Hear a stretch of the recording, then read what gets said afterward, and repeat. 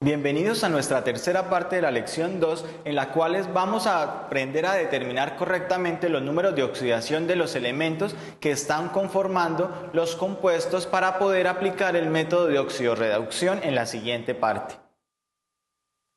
Las reacciones de oxidorreducción son en las cuales hay transferencia de electrones de una sustancia a otra.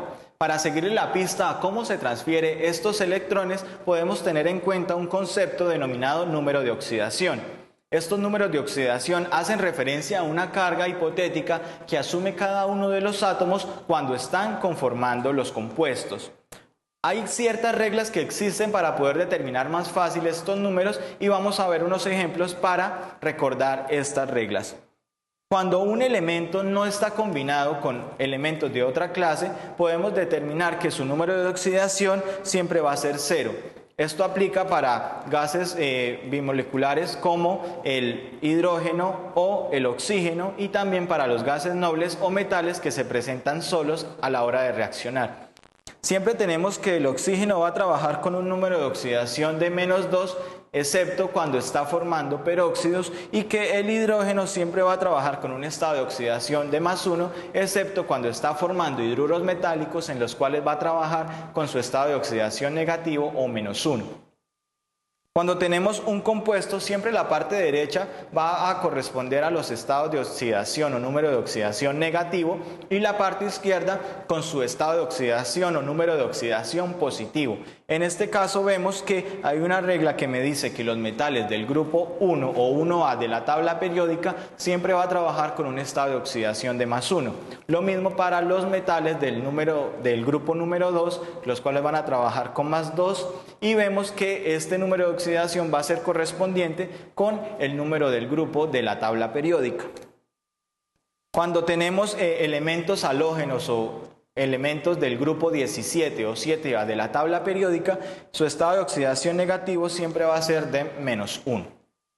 Además, hay otras reglas que me indican que la sumatoria de todos los números de oxidación de los elementos que están conformando un compuesto neutro siempre va a ser igual a 0.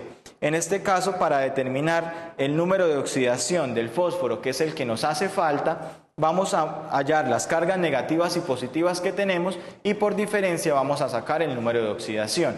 En este caso el oxígeno me aporta -6 cargas porque tenemos que 3 por -2 da -6. Para el caso del hidrógeno tenemos que 3 por +1 me va a dar un total de +3 cargas y el número de oxidación del fósforo para cumplir esta igualdad vemos que tiene que ser +3. +3 más 3 sería un total de 6 cargas positivas con -6 cargas negativas, me va a dar un total de 0. Cuando la especie no sea neutra, sino que sea un ion, la sumatoria de los números de oxidación siempre va a corresponder a la carga total del ion. En este caso, para determinar el número de oxidación del fósforo, vamos a realizar la multiplicación de las cargas que me aporta el oxígeno, en este caso 2 por -2 va a dar un total de -4 cargas, y para que la igualdad se me cumpla vemos que el fósforo debe estar trabajando con un número de oxidación de +3. Vamos a determinar los estados de oxidación de esta sustancia con las reglas que ya vimos anteriormente. En este caso sabemos que el oxígeno siempre va a trabajar con un estado de oxidación de -2. El sodio, por ser un metal del grupo 1 o 1A de la tabla periódica, siempre va a trabajar con un estado de oxidación de +1. Además vemos que esta sustancia es neutra y por eso la sumatoria de todos los números de oxidación debe dar igual a 0. Vamos a dar la sumatoria, vemos que el sodio me está aportando +2 cargas porque 2 más 1 me da 2. El oxígeno me está aportando un total de 8 cargas y sabemos que esto debe ser igual a 0 porque es un compuesto neutro, repito. Entonces nos hace falta determinar el número de oxidación del cromo. Para que esta igualdad se me cumpla, el cromo debe estar trabajando con un número de oxidación de +6. Nos podemos valer para determinar los números de oxidación de una tabla periódica, los cuales los vamos a encontrar para cada uno de los elementos. Antes de pasar al método de balanceo de oxidorreducción, tenemos que tener en cuenta y tener muy claros los conceptos que vamos a ver a continuación.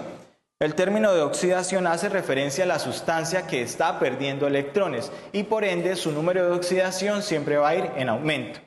La sustancia que se reduce es la que me indica la ganancia de electrones y su número de oxidación va a estar disminuyendo.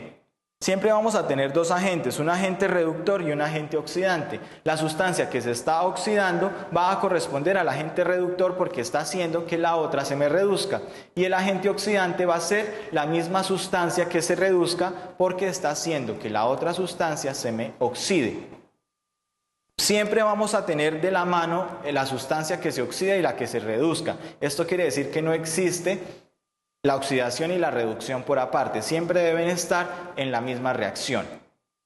Para poder determinar más fácilmente la sustancia que se oxida o la que se reduzca, vamos a comparar los estados de oxidación y viendo si pierde o gana electrones. Para esto vamos a tener una recta numérica y vemos que si el número de oxidación va hacia la derecha, va a significar que la sustancia se está oxidando. Y por su contraparte, si la sustancia se está reduciendo, vemos que en una recta numérica su estado de oxidación va a ir hacia la izquierda. Los invito en la siguiente parte a ver el método de óxido-reducción propiamente. Muchas gracias.